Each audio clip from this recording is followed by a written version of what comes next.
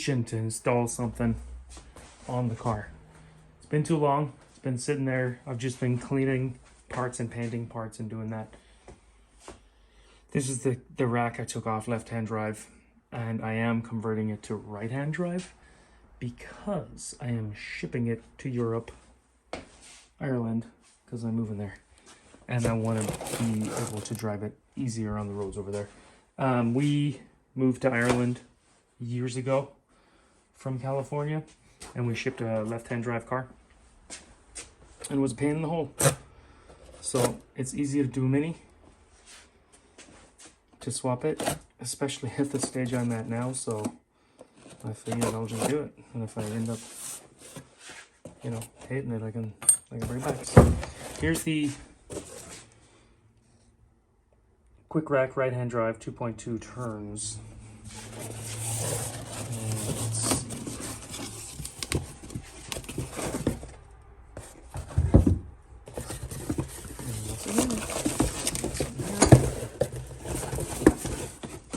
Hopefully I had some foresight, and maybe this is the mounting hardware.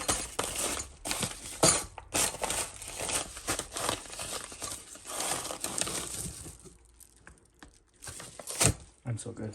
I'm glad I put some stuff in here. Let's see what we got. This actually looks like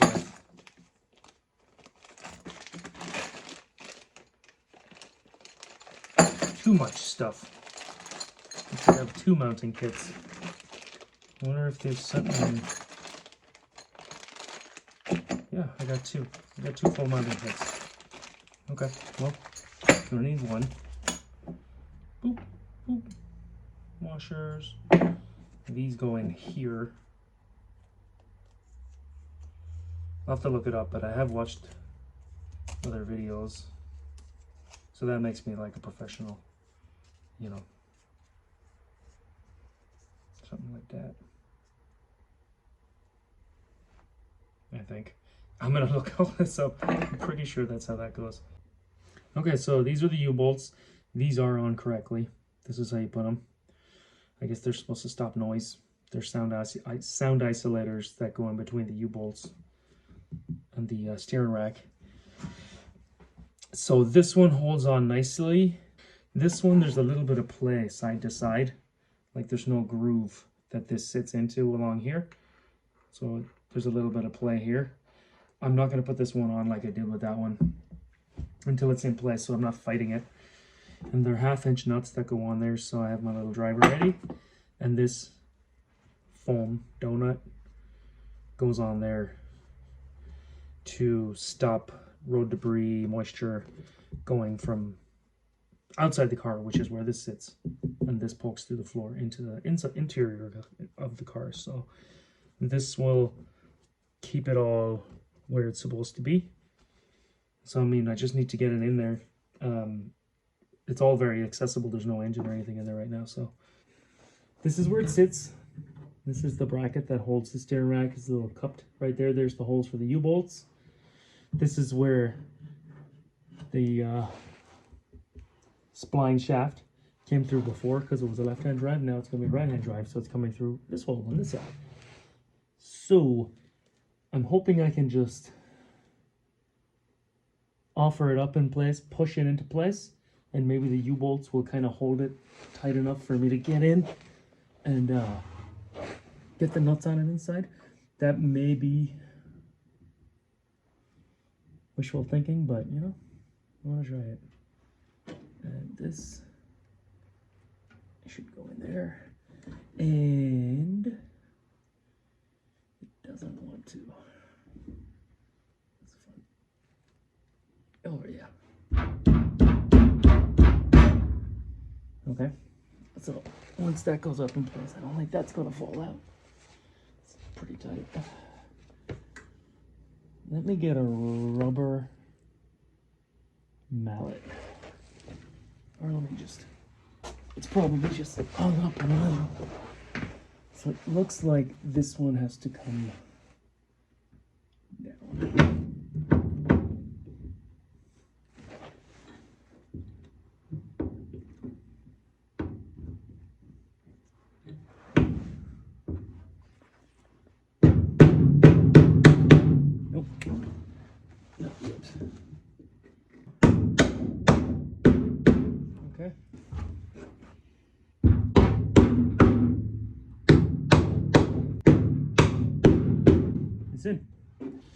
have some washers.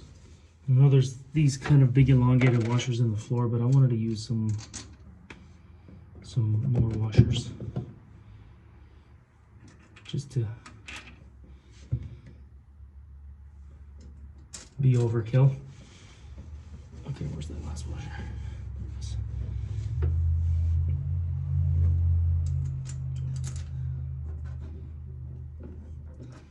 All right, so my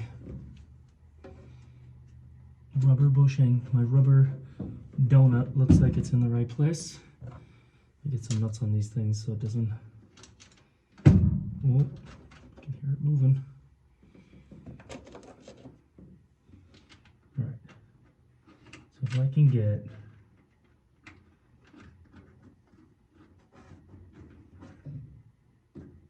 these things tightening up.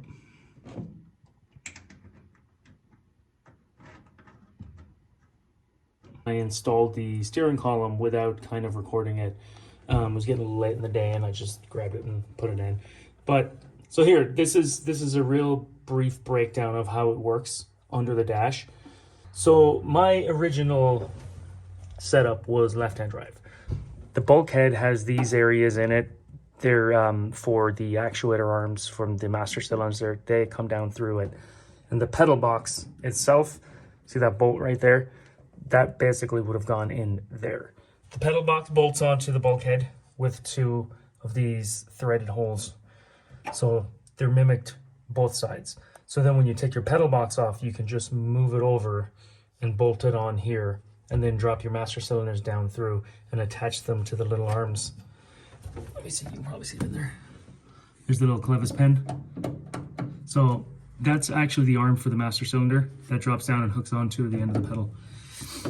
So the pedal box has two holes, one on each lug over here, and then it has one, the furthest out point from the bulkhead out here, and it's shared with one of the bolts for the steering column mount. No holes needed to be drilled at all to mount the steering wheel on this side. This hole was already in the floor for the spline shaft to come through. This was the original one that the spline shaft came through. Let me see if I can get under here. Yeah, so these are the holes that the steering rack, you can see my fingers, they were already there. The steering rack and everything was mounted to them. And then over here, you can't see the holes anymore. Pedal box bolts on. It shares a bolt with the steering column mount. Those holes are already there. You don't need to drill any holes. These holes, you can cap those, and you cap them with, there was actually bolts left in them on this side from the factory to cap them. So you already have the hardware to block it off. And then here, it doesn't just sit empty. This hole on this side, the hose from the heater came down through and it attached into the side of the heater that sits under this area right here. So that'll just come down on this side now. These two threaded holes here, you can see them right there. That's where the accelerator pedal mounted. I don't have the accelerator pedal on this side yet, but this side didn't have threaded holes. It has these like studs, threaded studs sticking out of the bodywork. They were there. There was nothing on them, no nuts or anything. That's for the accelerator pedal. That'll just bolt right up there. The only thing that has to happen to the left-hand drive accelerator pedal is because of this wheel well here. Like we'll say, I'll just show you here. The accelerator kind of comes out and comes over and then comes out with the little pedal on it. There's nothing here, so it can come straight down. On that side, because of this bulkhead, this straight arm on the accelerator pedal that you cannot see because it's not there, I'm just explaining it, that would have to kick out to clear this. So the accelerator pedal has to be modified. All the other parts just bolt in. I love it. I think it's cool. The right-hand drive conversion is done. The rack is in. I just put the master cylinders in there. Clutch, brake. Steering wheel is in.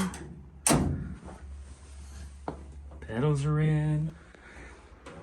So yeah, right-hand drive is in and done. Here's a little bit of a simple one. This, I painted this up when I was doing the brackets and stuff for the speedometer. Painted these up, sanded them, cleaned them. No more rust on it. And I still have to polish this up, but I don't want this just hanging around painted, knocking around on the shelf, because it'll get scratched and chipped and all that stuff. So I'm just gonna, first thing today, I'm gonna put this one in. I'm gonna polish up the chrome on the light. This is the grommet that also goes in the boot. The wire comes through it. This keeps the water out of the boot. These are the bumpers that go in the bodywork in the boot also. And so when this swings up and swings down, they hit this instead of striking the bodywork. I'm gonna chase out the threads in the boot first with the tap, just so that these little stainless screws that I have that fit in there, the little countersink screws, so that they go in nicely. But yeah, this one should be quick.